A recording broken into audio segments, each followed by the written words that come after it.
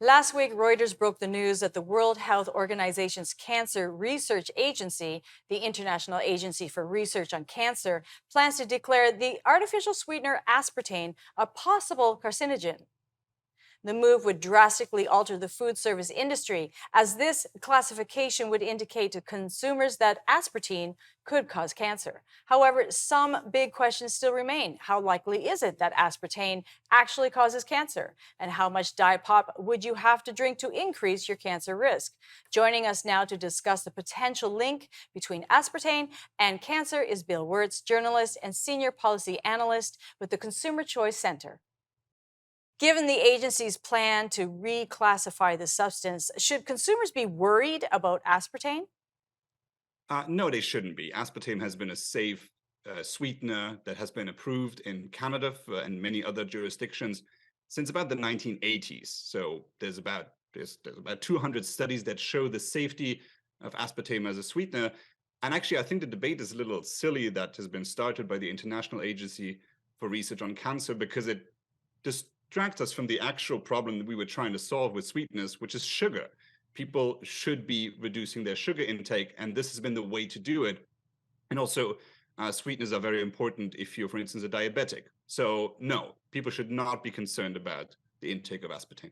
So, if aspartame is relatively harmless, why does the IARC classify it as a possible carcinogen?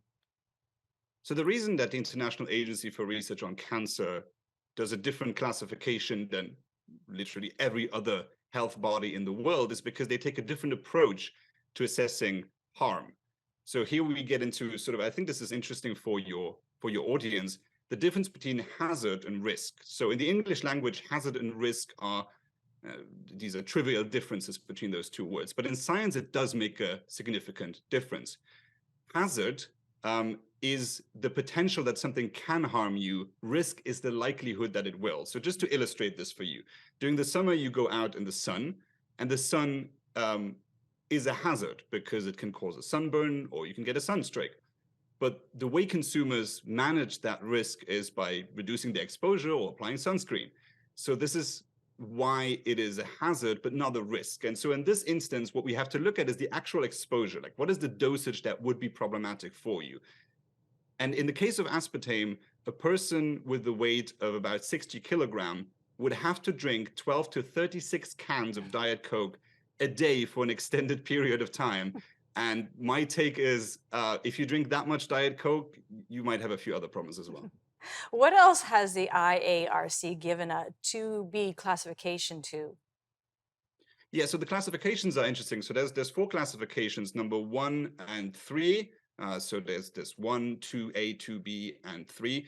1 and 3 are the strong evidence ones. So number 1 is all the things that can cause cancer, we know cause cancer, and number 3 is the one that we know do not cause cancer.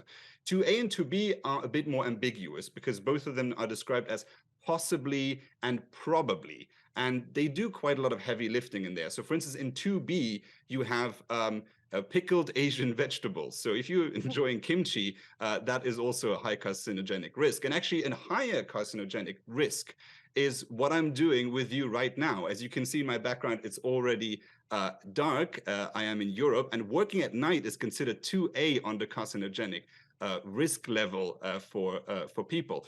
So I think what we're doing here is sort of blurring the line on risk perception for consumers. What would happen health wise if consumers shifted back to drinks that are not artificially sweetened?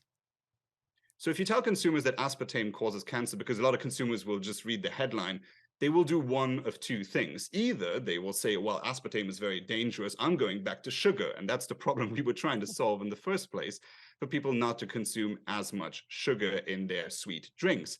Or what they can also do is they might conclude, look, if aspartame causes cancer and cigarettes cause cancer, well then, maybe all of this is a bit overblown and cigarettes are actually not that bad for me. So by relativizing those risks, we're actually giving consumers a very bad perception on the actual risk factors that surround them. Because let's be honest, a lot of people saw this news, they just saw the headline, and now they're ditching their diet soda, which is actually not what this should be about.